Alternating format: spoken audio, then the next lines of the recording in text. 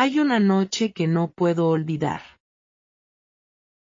Estaba sola, en un lugar que no conocía, con el teléfono muerto y sin dinero suficiente en el bolsillo para tomar un taxi. No sabía exactamente dónde estaba. No conocía a nadie cerca. Y lo único que me salvó esa noche, la única razón por la que estoy aquí contándote esta historia, fue el español. Pero vamos desde el principio, porque esta historia es larga, y necesito que la escuches completa. Oye, antes de continuar, quiero saber algo importante. Dime en los comentarios de dónde me estás viendo hoy. Por ejemplo, puedes escribir desde México o desde Argentina. Siempre me da mucha alegría leer de dónde viene mi gente, y me ayuda a entender a quién le estoy hablando. Ahora sí, vamos con todo. Mi nombre no importa tanto. Lo que importa es que soy una chica americana, crecí en un estado del centro del país, de esos lugares donde todo el mundo habla inglés y nadie ve la necesidad de aprender otro idioma. Mis padres no hablaban español. Mis abuelos tampoco. En mi escuela secundaria, teníamos clases de español obligatorias, pero nadie las tomaba en serio. Era la clase donde dormías, hacías tu tarea de matemáticas de la hora siguiente, y de vez en cuando repetías sola, ¿cómo estás?, sin ningún entusiasmo real. Yo fui exactamente igual durante años. Completamente igual a todos los demás. Pasé 2 años de clases de español sin aprender prácticamente nada que valiera la pena. Podía contar hasta 10, decir los colores, pedir agua en un restaurante y presentarme con mi nombre. Eso era absolutamente todo. Y en ese momento pensaba que era suficiente. ¿Para qué iba a necesitar más? Todo el mundo hablaría inglés, ¿no? Luego llegó la universidad. Estudié comunicación, y en mi segundo año tuve que elegir un idioma extranjero para completar mis créditos obligatorios. Elegí español, no porque me apasionara el idioma ni por ninguna razón romántica o cultural. Lo elegí porque pensé que sería la opción más fácil entre todas las disponibles. Ya sabía algo, ¿no? Ya tenía 2 años de clases en secundaria. Pensé que sería una clase tranquila, sin mucho esfuerzo, donde podría sacar buena nota sin demasiado trabajo. Me equivoqué completamente. La profesora, una mujer de mediana edad con una energía y una presencia que llenaba cada rincón del aula, nos dijo el primer día con toda la calma del mundo que en su clase solo se hablaba español. Nada de inglés. Bajo ninguna circunstancia. Si no entendías algo, tenías que preguntar en español. Si querías ir al baño, tenías que pedirlo en español. Y si llegabas tarde, tenías que explicar exactamente por qué habías llegado tarde, en español, frente a toda la clase, sin importar lo incómodo que eso fuera. Al principio me pareció completamente ridículo. Me pareció injusto, incluso. ¿Cómo podía aprender una lengua si no me permitían usar la mía para apoyarme? Pero con el tiempo entendí su método. Entendí que el idioma solo se aprende de verdad cuando no tienes otra opción. Cuando el cerebro no puede escapar hacia la comodidad del inglés, empieza a construir puentes nuevos.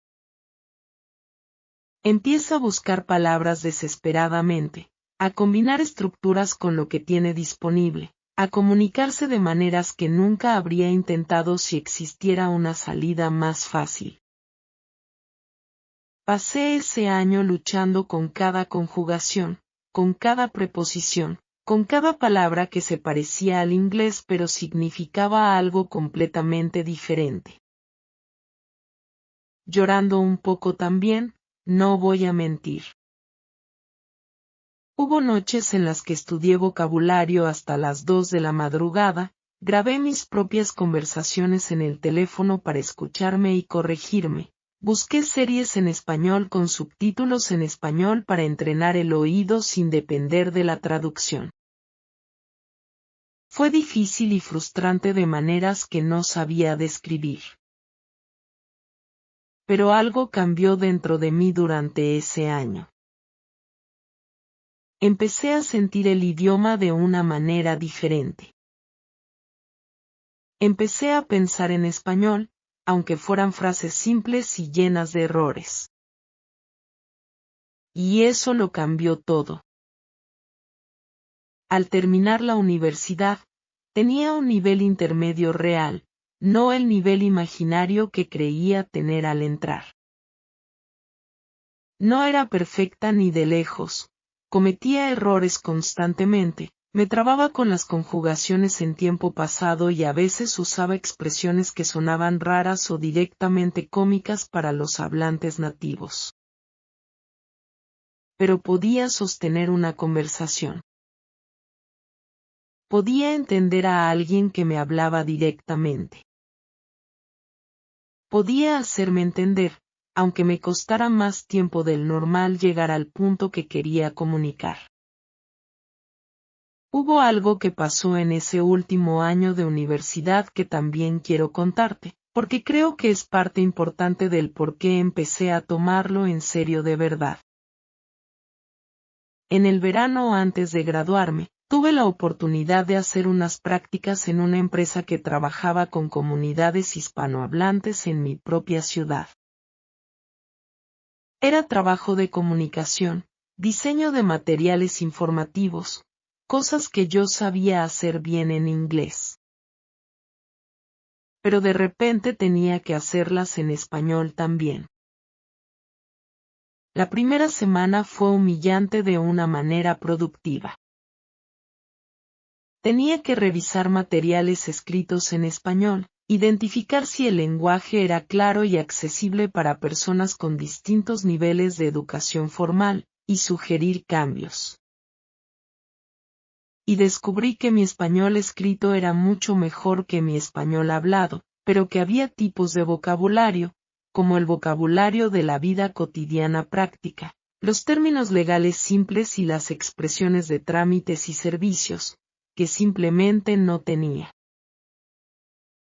Tuve que aprenderlo sobre la marcha, preguntando a mis colegas, mirando documentos existentes, prestando atención a cómo las personas realmente hablaban cuando venían a pedir información. Esas prácticas me enseñaron algo que ninguna clase me había enseñado, que el español no es uno solo. Que hay muchas variedades dentro del español, muchos registros, muchas maneras de usar el mismo idioma dependiendo del contexto, de la relación entre las personas, del propósito de la conversación. Y que ser competente en un registro no significa ser competente en todos los demás. Tuve que aprender a moverme entre esos registros, a leer el contexto y ajustar el idioma en tiempo real. Fue un entrenamiento sin red de seguridad. Y fue exactamente el tipo de entrenamiento que necesitaba. Nunca imaginé cuánto necesitaría ese español después. Nunca imaginé que ese idioma que aprendí por obligación y casi por accidente se convertiría en la herramienta más importante de mi vida adulta.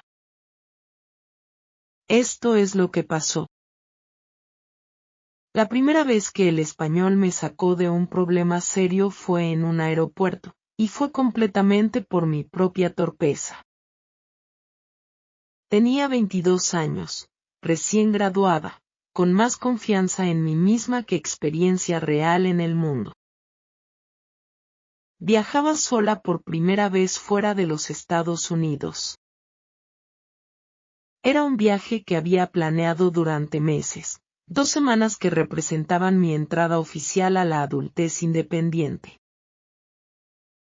Y cometí el error clásico de la persona inexperta. Hice una escala en un aeropuerto latinoamericano y no calculé bien el tiempo de conexión entre vuelos. No consideré el tiempo para recoger el equipaje, la fila de migración, el proceso de volver a documentar las maletas. Llegué al aeropuerto con toda la confianza del mundo y salí corriendo hacia mi puerta de embarque 20 minutos después de que cerraron el vuelo. Cuando llegué corriendo a la puerta de embarque, agitada, con las mejillas coloradas y el bolso golpeándome el costado, la pantalla mostraba mi número de vuelo con una luz roja parpadeando. El pasillo hacia el avión estaba cerrado. Un empleado del aeropuerto estaba recogiendo papeles del mostrador. Me acerqué sin saber exactamente qué iba a decir, con el corazón acelerado y los pulmones todavía recuperándose de la carrera. En ese momento, mi primer instinto fue hablar en inglés. Decir "Excuse me, I missed my flight. Please help me" y esperar que alguien entendiera o que llamaran a algún colega bilingüe. Pero algo me detuvo. Recordé que estaba en un país donde el inglés no era el idioma principal, y que en ese aeropuerto específicamente nadie en los mostradores de vuelos locales tenía por qué hablarlo. Respiré profundo y dije, con toda la claridad que pude reunir, perdón, creo que perdí mi vuelo. ¿Qué puedo hacer para solucionar esto? El empleado, que hasta ese momento tenía una expresión completamente profesional y un poco distante, cambió de manera perceptible. No dramáticamente, pero sí claramente. Sus ojos se suavizaron un poco. Me respondió en español, hablando con una velocidad normal de conversación que para mí todavía era bastante rápida, y yo no entendí todo, pero entendí lo suficiente para saber que no todo estaba perdido. Entendí que había otro vuelo disponible más tarde esa misma tarde. Que necesitaba ir a otro mostrador específico. Que tenía que explicar exactamente lo que había pasado con la conexión. Cuando le dije honestamente que no había entendido todo completamente y le pedí que me hablara un poco más despacio porque mi español no era perfecto, lo hizo sin ningún problema, sin ninguna impaciencia, sin hacerme sentir mal por pedirlo. Me explicó paso a paso lo que tenía que hacer, usando frases más cortas y más claras. Me escribió en un papel el número del mostrador al que debía dirigirme y el nombre de la persona con quien tenía que hablar allí. En ese segundo mostrador, una persona joven con cara de llevar ya demasiadas horas de turno me escuchó. Le expliqué toda mi situación con el vocabulario que tenía, cometiendo errores gramaticales que en otro contexto me habrían dado vergüenza, usando mis manos para complementar lo que las palabras solas no alcanzaban. Y al final, con mucha paciencia de su parte y mucho esfuerzo sincero de mi parte, me consiguieron un lugar en el siguiente vuelo sin cobrarme la tarifa de cambio que técnicamente correspondía. Después, cuando me senté en la sala de espera con mi nueva tarjeta de embarque en la mano, pensé en lo que habría pasado si no hubiera intentado hablar en español. Probablemente me habrían enviado a un mostrador de información general donde nadie hablaba inglés, o me habrían hecho esperar hasta que apareciera un supervisor bilingüe, o simplemente me habrían cobrado el cambio sin ninguna negociación posible. El español me abrió una puerta que de otra manera habría estado cerrada, o al menos complicada de una manera innecesaria. Esa fue la primera vez. Pero no fue la más importante.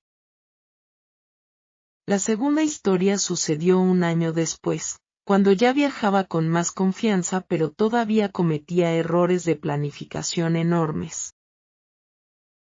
Fui a visitar a una amiga que vivía en una ciudad grande, en un barrio que yo no conocía para nada.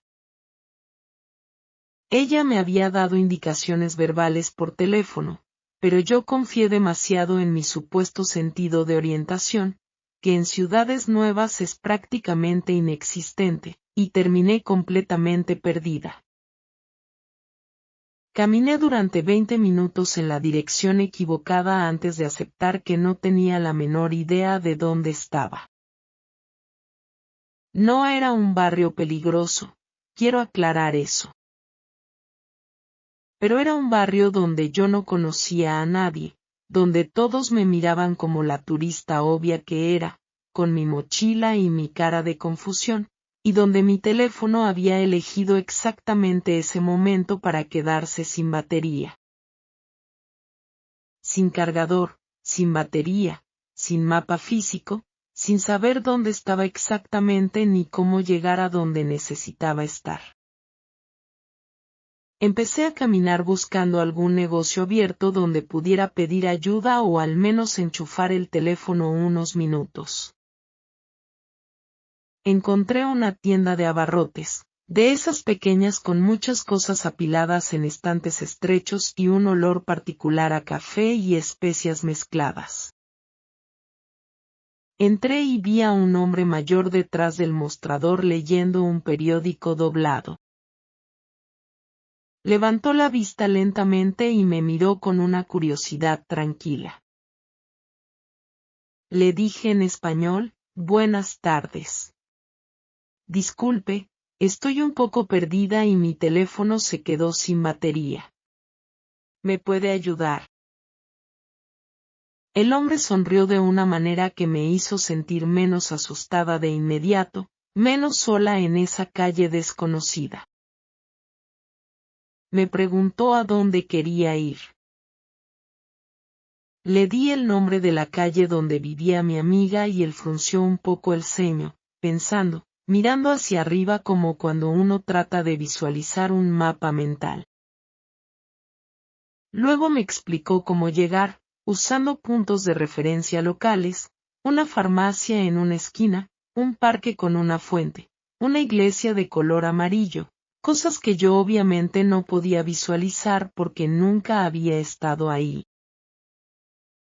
Cuando vio mi cara de confusión genuina, no se molestó ni suspiró.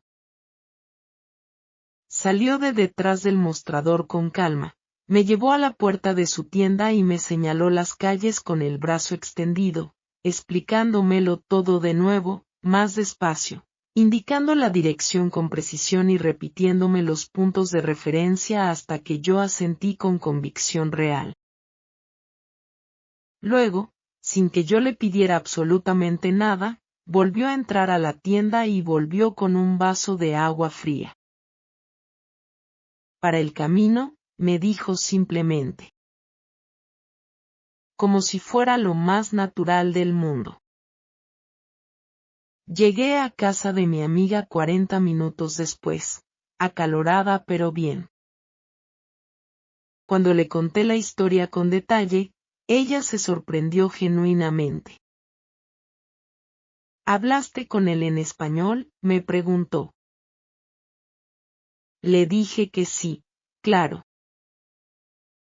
Ella me dijo que ese señor era conocido en el barrio por ser amable con los locales, pero que con los turistas que llegaban sin hablar nada de la lengua local, sin hacer ningún intento, solía ser mucho más distante. No hostil, pero sí reservado. El hecho de que hayas intentado hablar en su idioma hizo toda la diferencia, me dijo. Nunca olvidé eso. El esfuerzo de hablar en el idioma de otra persona no es solo una herramienta práctica para conseguir lo que necesitas. Es un gesto humano. Es una señal de respeto que la otra persona recibe aunque tú no lo digas con palabras. Es una manera de decir en silencio, estoy aquí, en tu espacio, en tu mundo, y quiero encontrarme contigo en un punto común. La tercera vez fue la más inesperada, y también la más incómoda de contar porque implica admitir que usé el idioma de manera un poco estratégica. Estaba en un tren de larga distancia, viajando entre dos ciudades. Era un tren con asientos individuales y pequeñas mesitas junto a las ventanas, el tipo de trayecto que invita a escuchar música y mirar el paisaje y pensar. Me senté junto a la ventana, puse mis audífonos, saqué un libro y estaba lista para unas horas completamente tranquilas. Pero el hombre que se sentó a mi lado tenía otros planes para esas horas. No era un hombre amenazante en ningún sentido. No estoy contando una historia de peligro o de acoso. Era simplemente un hombre de mediana edad que claramente pensaba que mis audífonos eran una decoración y no una señal universal de prefiero no conversar en este momento. Me preguntó de dónde era. Le dije que de los Estados Unidos. Sus ojos se iluminaron con lo que reconocí inmediatamente como el comienzo de un interrogatorio largo y apasionado sobre la política norteamericana. Empezó a hablar rápido, con seguridad, con esa energía de alguien que lleva tiempo esperando tener este tipo de conversación con alguien del lugar exacto del que yo venía. Me preguntó sobre decisiones políticas recientes del gobierno americano. Me preguntó qué pensaba yo de ciertos políticos específicos. Me preguntó si era verdad que en los Estados Unidos todos los ciudadanos tenían armas en la casa. Me hizo preguntas que claramente ya tenían respuestas formadas en su cabeza, y donde lo que él buscaba no era un diálogo real sino una confirmación o un debate que él ya tenía preparado. Y aquí es exactamente donde el español se convirtió en mi escudo personal. Porque mi español es bueno, pero tiene límites reales.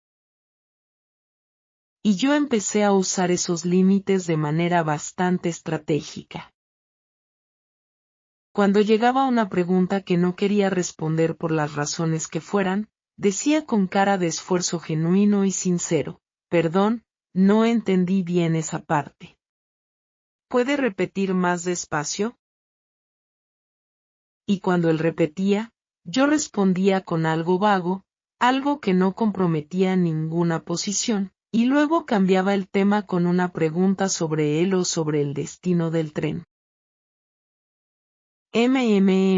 Es un tema muy complicado.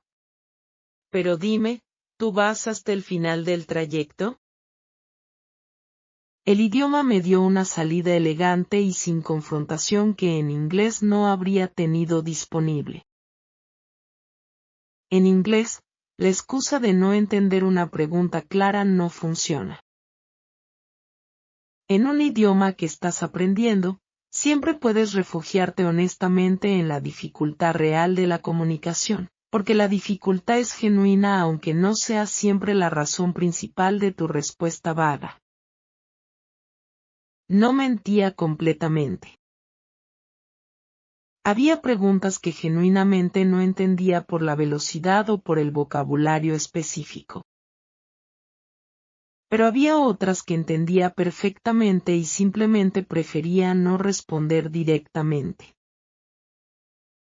Al final del trayecto, El hombre estaba satisfecho porque había podido hablar durante horas de lo que quería hablar, y yo estaba satisfecha porque había dicho muy poco de lo que no quería decir. Nos despedimos cordialmente en el andén. Fue una victoria pequeña y un poco pícara, pero fue completamente mía. La cuarta historia es la que más me cambió como persona. La que me hizo entender que el español no era simplemente útil en situaciones de emergencia o de necesidad práctica. Era parte de mí ahora. Era una parte de cómo yo experimentaba el mundo. Llevaba varios meses viviendo en una ciudad de habla española. No como turista de paso, sino como residente temporal con contrato de trabajo remoto, tratando de entender desde adentro cómo funcionaba la vida cotidiana en un lugar diferente al que me había formado. Al principio fue emocionante de una manera que casi no podía manejar. Todo era nuevo y estimulante y diferente. Luego empezó a ser difícil. Y hubo un periodo de varios meses que fue francamente solitario de una manera que no había anticipado. Tenía conocidos, pero no amigos de verdad. Tenía conversaciones, pero no conexiones reales. Llegaba a mi apartamento por las noches y sentía ese peso específico de la soledad que se siente cuando estás físicamente rodeada de gente pero no perteneces realmente a ningún grupo, cuando eres siempre la observadora y nunca la participante completa. Un día, en un intento de salir de esa dinámica, decidí apuntarme a una clase de cocina local. No porque me gustara especialmente cocinar ni tuviera ningún talento particular en esa área, sino porque necesitaba estar en contacto físico con personas reales, hablar con alguien de algo que no fuera trabajo, sentir que existía fuera de mi pantalla de computadora y de mis cuatro paredes. La clase era pequeña, 8 personas en total, y el instructor era un hombre de unos 50 años con un orgullo profundo y completamente justificado por su cocina regional. Desde el primer minuto dejó claro que en esa cocina no se cocinaba comida genérica ni internacional. Se cocinaba la comida de esa tierra específica, con los ingredientes locales de esa temporada, con las técnicas que se habían transmitido de generación en generación, y con el vocabulario específico que acompañaba a cada proceso. Las otras personas en la clase eran todas locales. Se conocían entre sí al menos de vista, tenían referencias compartidas, bromeaban sobre cosas que yo no entendía completamente. Y yo era la extranjera obvia, la que miraba con cara de concentración intensa mientras trataba de seguir las instrucciones verbales y físicas al mismo tiempo. Al principio no hablé mucho. Escuché, observé, seguí los pasos lo mejor que pude, corté las verduras en trozos que probablemente no tenían el tamaño correcto y mezclé ingredientes en el orden que me parecía lógico aunque no fuera necesariamente el orden tradicional. Pero en un momento dado, cuando estábamos en la parte de preparar una salsa base, la mujer que estaba a mi lado, que tendría unos 40 años y una manera de moverse en la cocina que mostraba años de práctica, me preguntó directamente si me gustaba cocinar. Yo respondí con honestidad total, sin intentar parecer más interesante o más apasionada de lo que era. La verdad es que no soy muy buena cocinando y probablemente tampoco tengo mucho talento natural. Pero quería aprender algo nuevo. Y también, honestamente, quería conocer gente y salir de mi apartamento. Esa respuesta tan directa y tan poco pretenciosa la sorprendió claramente. Se rió de una manera genuina. Luego me preguntó de dónde era. Cuando le dije que era americana, me miró con una expresión entre curiosidad y algo parecido a la fascinación, y me dijo que yo era la primera americana que había conocido en persona en toda su vida. No en el sentido de haber visto a una americana de lejos en algún lugar, sino en persona, hablando directamente con ella. Eso me sorprendió a mí también de una manera que no había esperado. Empezamos a hablar. Ella me corregía cuando usaba una palabra rara o una expresión que no se decía así en esa región, lo hacía con una naturalidad y una gentileza que me hacía querer que me corrigiera más. Yo le preguntaba sobre su vida, sobre la historia de la ciudad, sobre cosas que me confundían de la cultura local, sobre por qué se hacían las cosas de una manera específica que a mí me parecía contraintuitiva. Esa tarde aprendí más español real, más vocabulario vivo y en contexto, que en semanas enteras de estudio solitario con aplicaciones y libros.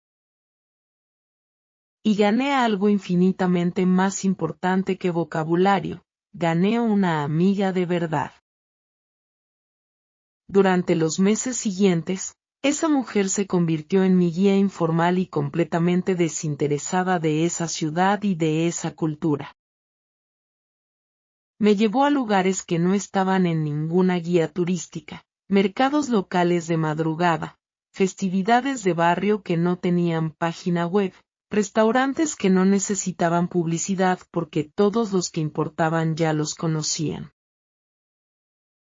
Me presentó a su familia con una generosidad que todavía me emociona cuando lo pienso.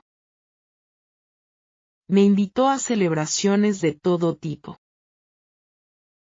Me explicó con paciencia infinita cosas que yo no entendía sobre cómo funcionaban las relaciones, las jerarquías sociales no escritas, los códigos de comportamiento que nadie te enseña pero que todo el mundo espera que conozcas. Y todo eso fue posible porque yo pude hablarle en su idioma. No perfectamente, sino con errores, con pausas y con preguntas, pero en su idioma. Hubo un momento de conflicto entre nosotras que también quiero contarte, porque forma parte honesta de la historia. Hubo una tarde en la que yo dije algo sobre un aspecto de su ciudad que ella interpretó como una crítica de la manera en que vivía la gente allí. Yo no lo había querido decir como crítica. Lo había dicho como observación, como comparación curiosa con lo que yo conocía. Pero la diferencia entre una crítica y una observación a veces vive en el tono, en el contexto cultural, en cosas que el idioma solo no puede transmitir completamente. Ella se cerró de manera visible. Respondió con monosílabos. Hubo un silencio incómodo entre nosotras que duró un rato demasiado largo. Y yo no entendía bien qué había pasado. Finalmente, le pregunté directamente, ¿te molestó algo que dije? No de manera confrontacional, sino con genuina necesidad de entender. Ella dudó, y luego me dijo que sí, que lo que yo había dicho sobre su ciudad sonó como si yo pensara que la manera en que ellos vivían era inferior a la manera en que yo vivía. Me tomó varios minutos explicarle, con el vocabulario que tenía, que no era eso lo que yo había querido decir en absoluto. Que yo lo había dicho desde la curiosidad, no desde el juicio. Que venía de un lugar completamente diferente y que a veces las comparaciones que yo hacía no eran jerárquicas sino simplemente descriptivas. Fue una conversación difícil, lenta, con interrupciones para buscar palabras y para asegurarnos de que cada una estaba entendiendo lo que la otra decía. Pero fue una conversación posible. Porque teníamos el idioma compartido. Porque yo había puesto el trabajo de aprenderlo. Si yo no hubiera hablado español, ese malentendido habría quedado sin resolver, flotando entre nosotras, envenenando silenciosamente algo que había empezado de manera tan buena. En cambio, fue el comienzo de algo más honesto, más profundo, más real de lo que teníamos antes de esa tarde. Esa fue la cuarta vez. La más importante de todas, porque no se trató de resolver un problema logístico ni de salir de una situación incómoda. Se trató de construir algo genuinamente humano. La quinta historia ocurrió en un hospital, y quiero aclarar desde el principio que no fue nada grave. Fue una situación médica menor, el tipo de cosa que en casa habrías resuelto con una llamada al médico de familia, una visita rápida y una receta de 3 días. Pero en un país extranjero, incluso las situaciones menores pueden sentirse enormes y abrumadoras cuando no controlas completamente el idioma, y cuando el vocabulario que necesitas es exactamente el que nunca nadie te enseñó en clase. Llevaba 2 días con fiebre alta que no bajaba con nada de lo que tenía en casa. Mi amiga, la del curso de cocina, me llevó al hospital más cercano en su carro y se quedó conmigo durante las horas de espera en la sala, que no fueron pocas. Pero cuando finalmente me llamaron al consultorio, ella no podía entrar. Tenía que entrar sola. Era el momento de hablar sola, sin red de seguridad.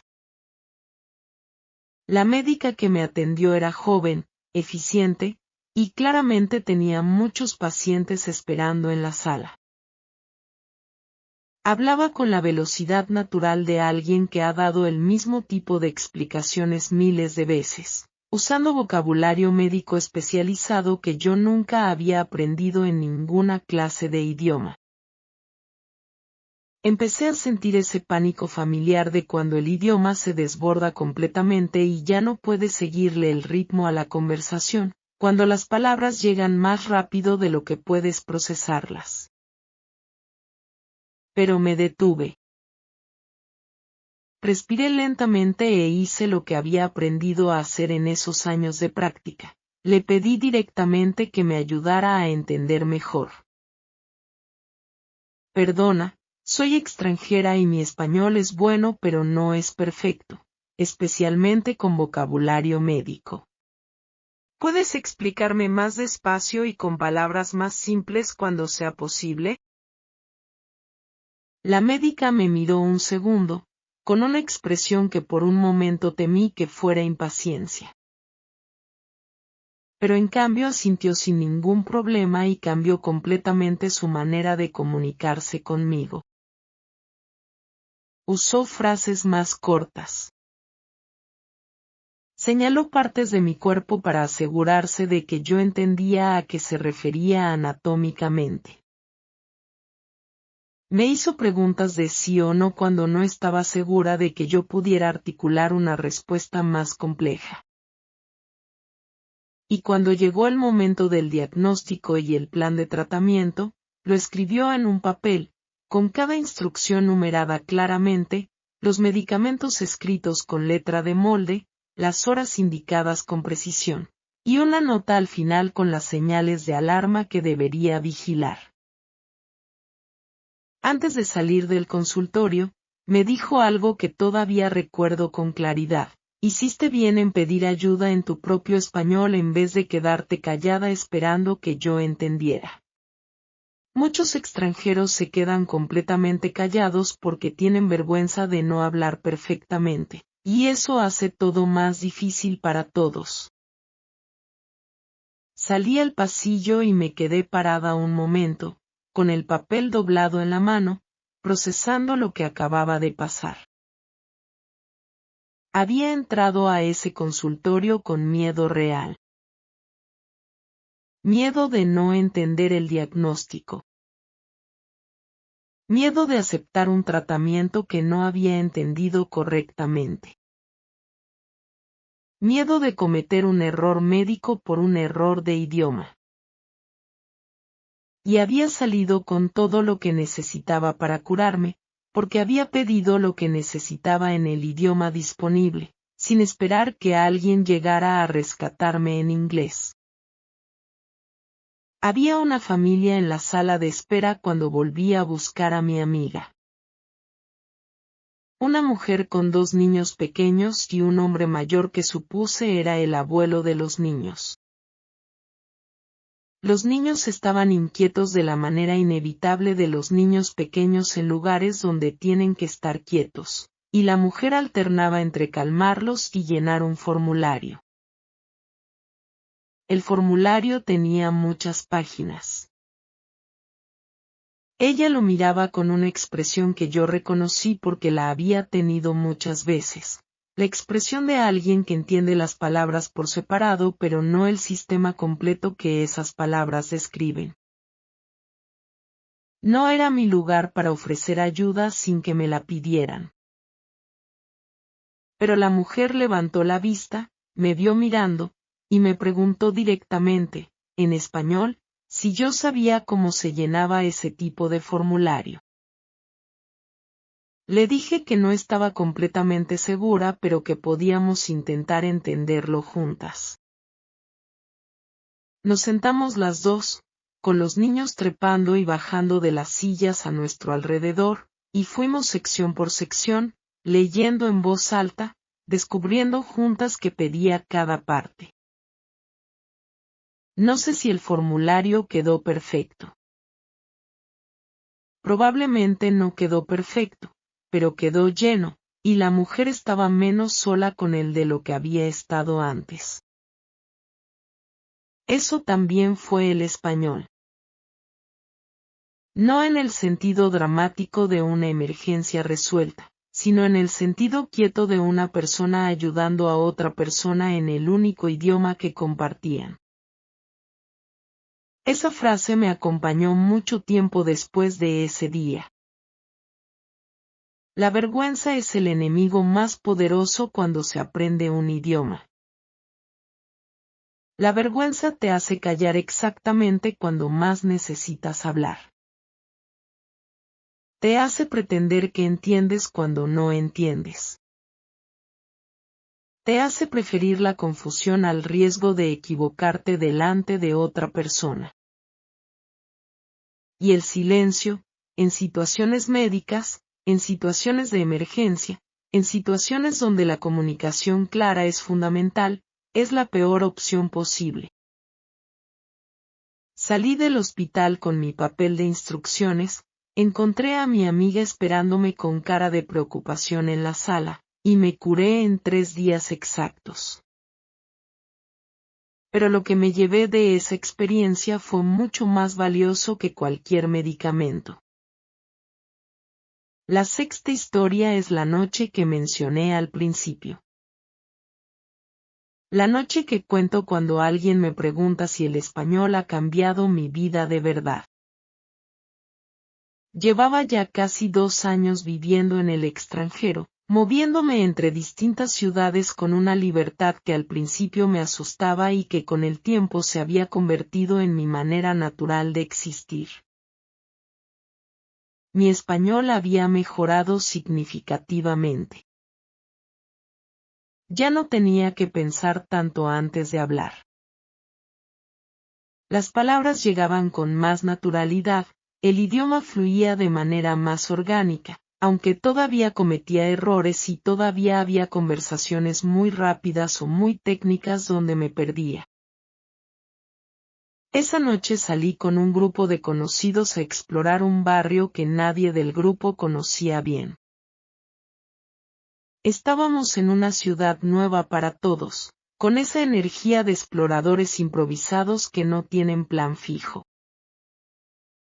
Al final de la noche, por una serie de malentendidos de coordinación que fueron completamente ridículos en retrospectiva, el grupo se fue en una dirección y yo quedé en otra, sola en una calle que no reconocía. A medianoche.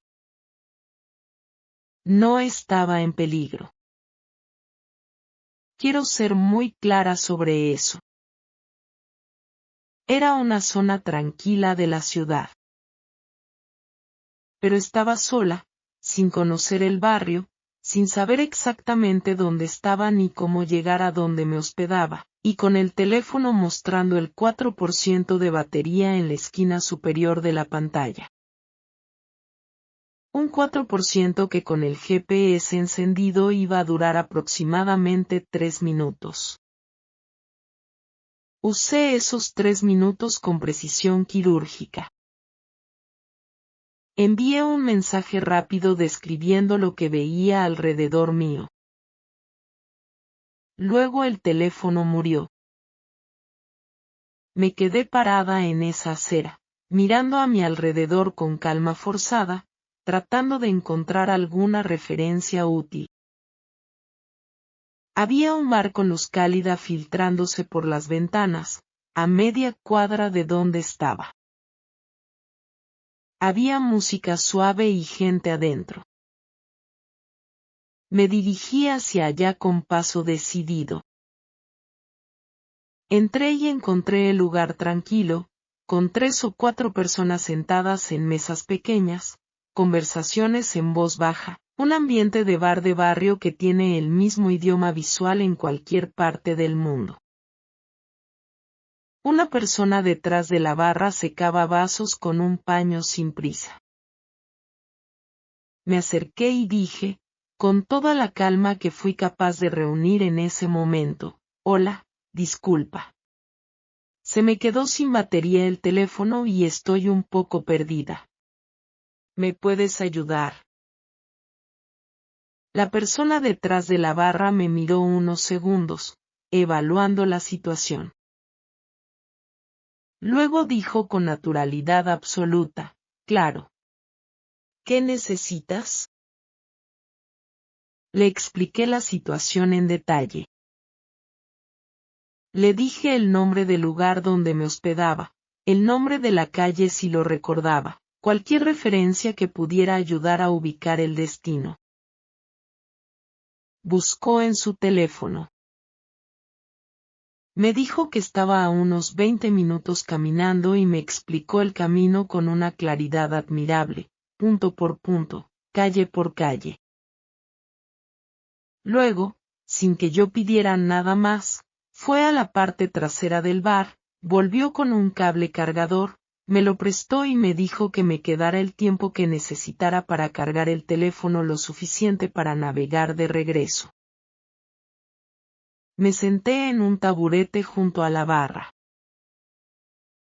El teléfono empezó a cargarse. Pedí un agua.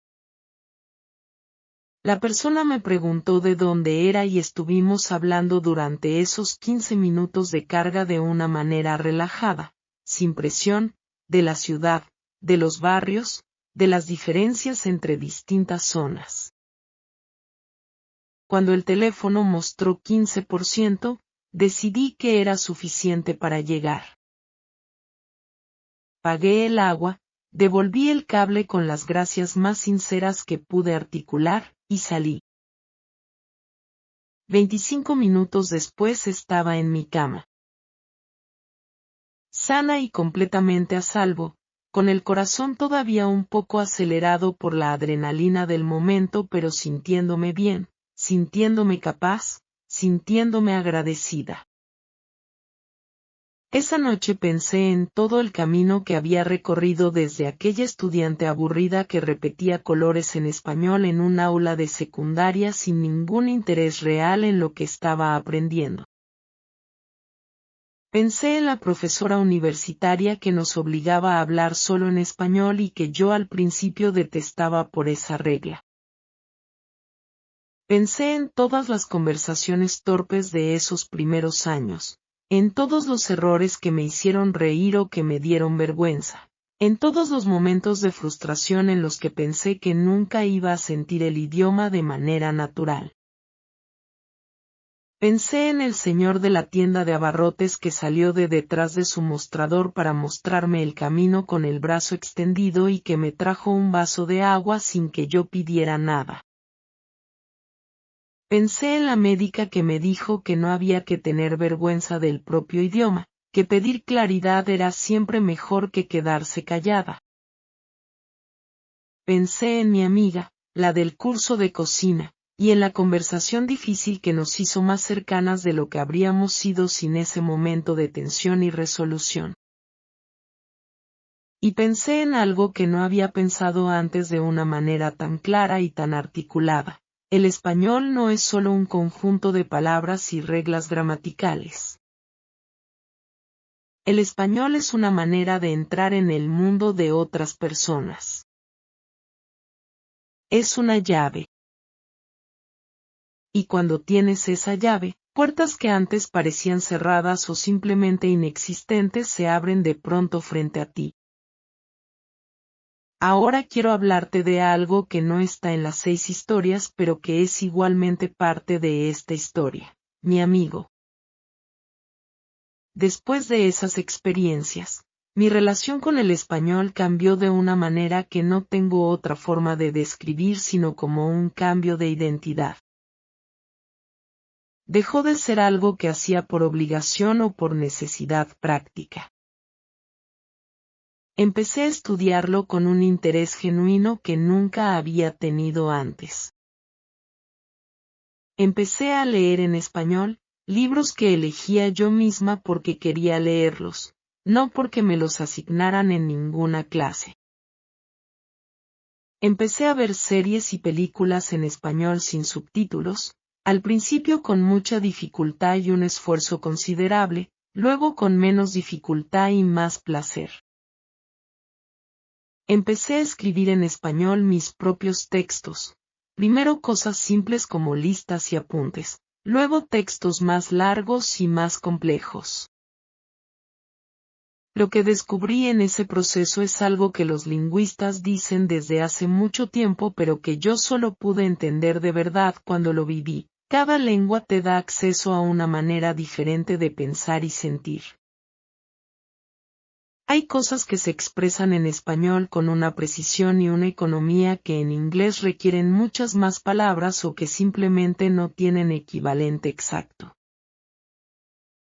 Hay emociones que tienen nombre en español y que en inglés quedan sin nombrar, flotando sin palabra que las contenga.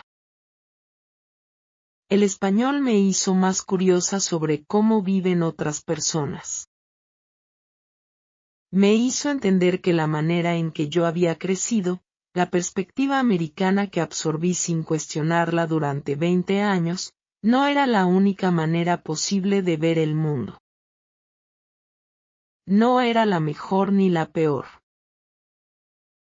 Era una manera entre muchas. Y que había otras maneras igualmente válidas, igualmente ricas en su propia lógica interna, igualmente llenas de sabiduría acumulada y de errores propios. Hay algo que la gente repite mucho sobre aprender idiomas, que da trabajo, que es bueno para el currículum, que abre puertas profesionales. Todo eso es completamente verdad. Pero es la parte menos interesante del proceso. La parte más interesante es lo que hace por dentro de ti. La manera en que reorganiza tu cerebro de maneras que no puedes ver directamente pero que puedes sentir. La manera en que te obliga a ser más humilde, porque cuando no tienes las palabras perfectas, tienes que confiar más en la escucha activa, en la observación, en la empatía que llena los huecos que las palabras dejan. Tienes que estar más presente en cada conversación porque no puedes ir en piloto automático como lo haces en tu lengua materna. Los errores que cometí en español me enseñaron más que muchas horas de clase formal.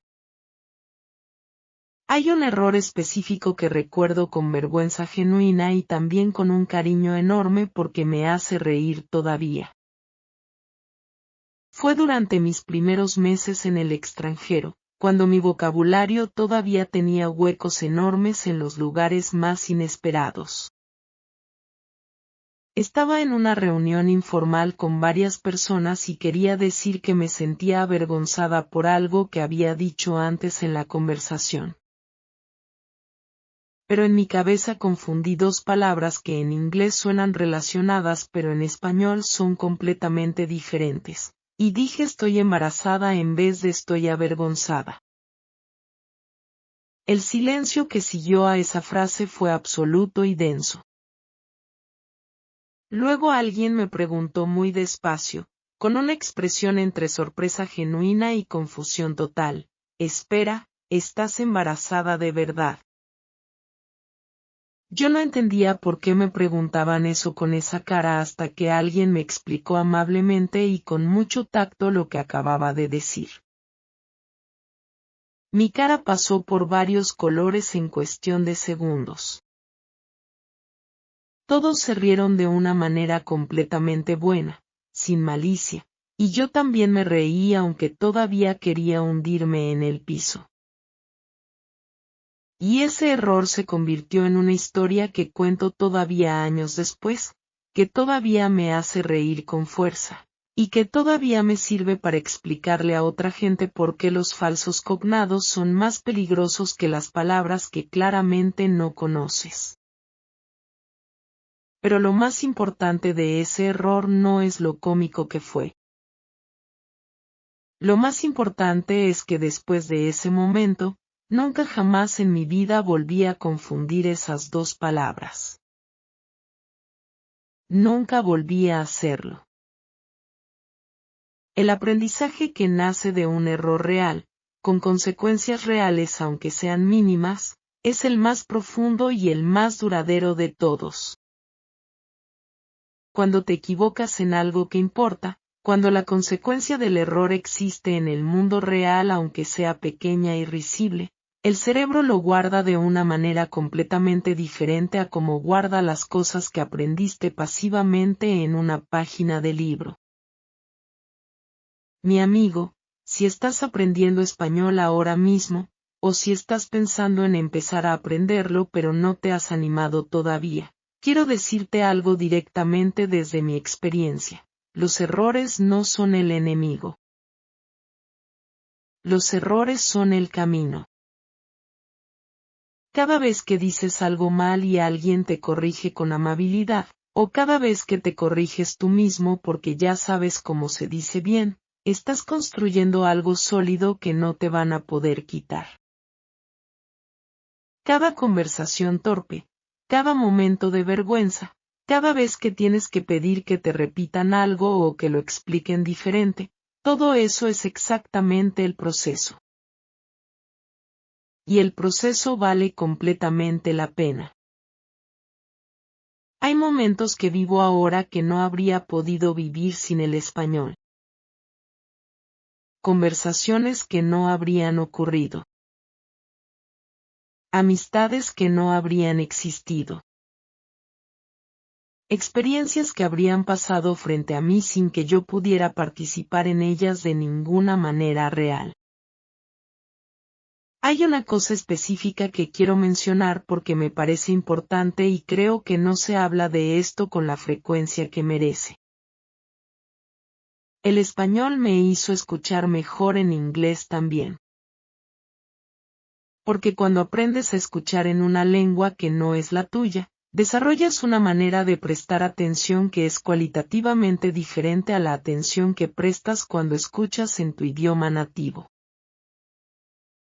Aprendes a escuchar no solo las palabras sino el tono, el ritmo, la pausa, el gesto que acompaña al lenguaje porque a veces el gesto dice lo que la palabra todavía no llegó. Aprendes que la comunicación entre personas es infinitamente más compleja y más rica que el simple intercambio de palabras. Y esa comprensión, una vez que la tienes, la llevas a todos los idiomas que hablas. También quiero decir algo honesto sobre los momentos difíciles, porque esta historia tiene que ser honesta para ser útil. Hay momentos en los que el idioma me falló, o en los que yo le fallé al idioma, o en los que las dos cosas pasaron al mismo tiempo.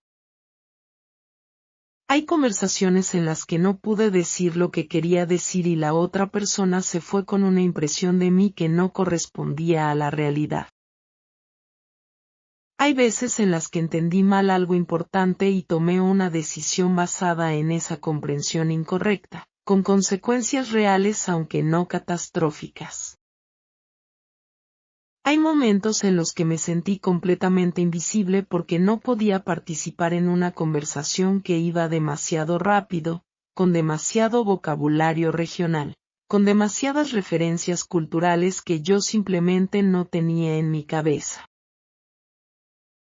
Esos momentos también forman parte de la historia completa. No los cuento para desanimarte ni para hacerte creer que el proceso es más difícil de lo que vale. Los cuento porque forman parte honesta de lo que significa vivir en un idioma que no es el tuyo de nacimiento.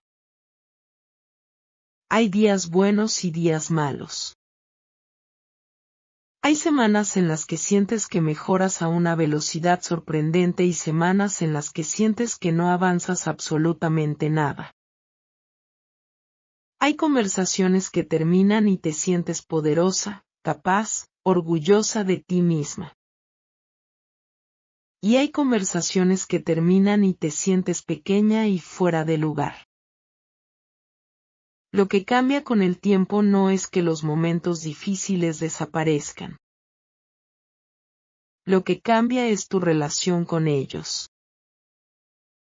Al principio, un momento difícil puede paralizarte, hacerte querer rendirte, hacerte pensar que el idioma nunca va a sentirse natural, que nunca vas a pertenecer completamente a ese mundo. Con el tiempo, los mismos tipos de momentos difíciles se convierten simplemente en parte del paisaje. Los atraviesas, extraes lo que puedes aprender de ellos, y sigues adelante sin drama. Y llega un día que no puedes marcar en el calendario porque no lo ves llegar, un día sin anuncio, en el que te das cuenta de que el español ya no se siente extranjero en tu boca. Se siente tuyo también. No de la misma manera que el inglés, porque el inglés es tu lengua materna y esa relación es única e irreemplazable y no necesita reemplazo. Pero el español se siente como algo que tú construiste desde cero, algo que tú ganaste con esfuerzo real y tiempo real y errores reales y conversaciones y noches de estudio y momentos de vergüenza y momentos de alegría genuina. Se siente como un hogar adicional. Y yo no sabía que podía tener dos hogares hasta que construí el segundo con mis propias manos torpes y mis conjugaciones imperfectas. Hay algo que también quiero decirte sobre el proceso de mantenimiento del idioma, porque nadie habla de esto suficiente. Aprender un idioma no es llegar a un punto de llegada y quedarse ahí para siempre. Es un jardín. Si no lo riegas, se seca. Si no lo usas, se retira hacia algún lugar profundo de tu memoria donde está guardado pero no está vivo. Yo lo experimenté en periodos en los que por trabajo o por circunstancias pasé semanas sin hablar español con nadie. El idioma no desaparecía, pero se volvía menos fluido, menos inmediato, menos yo. Tardaba más en llegar a las palabras. Las conjugaciones que habían sido automáticas volvían a requerir un segundo de pensamiento consciente. Y eso me enseñó que el idioma no es solo una habilidad que se adquiere. Es una relación que se mantiene.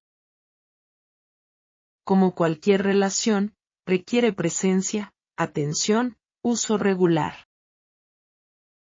Requiere que te permitas ser imperfecta en ella incluso en los días en que preferirías no serlo. Requiere que la elijas activamente, que busques oportunidades para usarla aunque no sean estrictamente necesarias, que la trates como algo que importa y no solo como una herramienta que sacas cuando la necesitas y guardas cuando no. Yo aprendí a tratarlo así. A buscar conversaciones en español no solo cuando las necesitaba sino cuando las quería. A escribir en español cuando podría haber escrito en inglés. A poner series en español cuando podría haber puesto cualquier otra cosa. A elegirlo, día a día, como parte de quién soy y de cómo quiero relacionarme con el mundo. Hay una cosa más que quiero decirte antes de terminar, mi amigo, y es sobre el idioma en sí mismo porque me parece que es importante entender esto. El español es una lengua enorme, una de las más grandes del mundo por número de hablantes y por su extensión geográfica. Pero más allá del número, es una lengua de una diversidad interna fascinante. El español de un país no es el mismo que el de otro, y no hablo solo del acento. Hablo del vocabulario cotidiano, de las expresiones que se usan para las cosas más simples de la vida diaria, del humor, del ritmo de la conversación, de las palabras que se consideran normales en un lugar y que en otro lugar suenan completamente diferentes o tienen otro significado. Eso puede ser frustrante al principio. Yo lo viví directamente. Después de meses aprendiendo un acento y un vocabulario específico de una región, llegaba a otro lugar y de repente no reconocía palabras que supuestamente ya conocía perfectamente. O las conocía pero en un sentido completamente diferente. O sonaban con un ritmo tan distinto que mi oído tardaba en conectarlas con lo que ya sabía. Pero con el tiempo esa diversidad se convierte en una de las cosas más fascinantes y más ricas de aprender español.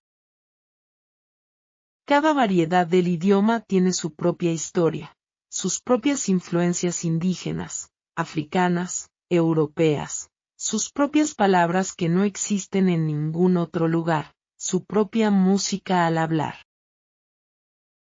Y cuando entiendes varias de esas variedades, cuando tu oído se adapta a diferentes ritmos y tu vocabulario se expande para incluir expresiones de diferentes partes del mundo hispanohablante, el idioma se vuelve cada vez más grande, más rico, más lleno de posibilidades de las que puedes imaginar al principio. Yo todavía sigo aprendiendo. Eso también quiero que lo sepas claramente. Después de años de hablar español en situaciones reales, todavía hay palabras que no conozco, expresiones que no entiendo a la primera, conversaciones que me cuestan más trabajo que otras. Y eso ya no me frustra ni me hace sentir que no he llegado al punto al que tenía que llegar. Me parece emocionante. Me parece que el idioma tiene más que ofrecerme todavía, que hay más capas por descubrir. Mis 6 historias son 6 momentos específicos, 6 puntos en un mapa. Pero hay algo que quiero decirte sobre esos momentos y sobre todos los demás que no cuento aquí porque serían demasiados. Cada uno de esos momentos fue posible porque en algún momento anterior, en algún día que no parecía especial, yo elegí seguir practicando en lugar de rendirme. Elegí abrir la boca aunque tuviera miedo. Elegí quedarme en la incomodidad de no saber en lugar de buscar la comodidad de lo familiar. El español me lo devolvió todo con intereses. Pero el español ha estado presente en miles de momentos más que no son lo suficientemente dramáticos para contar como historia, pero que son igualmente reales y igualmente importantes. Está presente en las conversaciones de sobremesa que se extienden horas porque nadie quiere que terminen. Está presente en las bromas que solo tienen sentido si entiendes el idioma por dentro, desde el centro, no desde afuera mirando a través de un vidrio. Está presente en las canciones que escucho y que ahora entiendo completamente, y que ahora me conmueven de una manera que antes no podían porque las palabras llegaban como sonido pero no como significado. Está presente en los libros que he leído en español y que viven en mí de una manera diferente a como viven sus traducciones al inglés, porque hay cosas que el autor quiso decir que solo se pueden decir exactamente así, en esas palabras específicas, en ese orden específico, con esas connotaciones específicas que la traducción más fiel del mundo no puede preservar completamente. El español está en mi vida todos los días. Y todos los días me da algo que no habría tenido sin él. Mi amigo, si llegaste hasta aquí en esta historia larga, quiero que sepas algo directamente. No importa en qué punto estás con el español o con cualquier otro idioma que estés aprendiendo o que tengas ganas de aprender.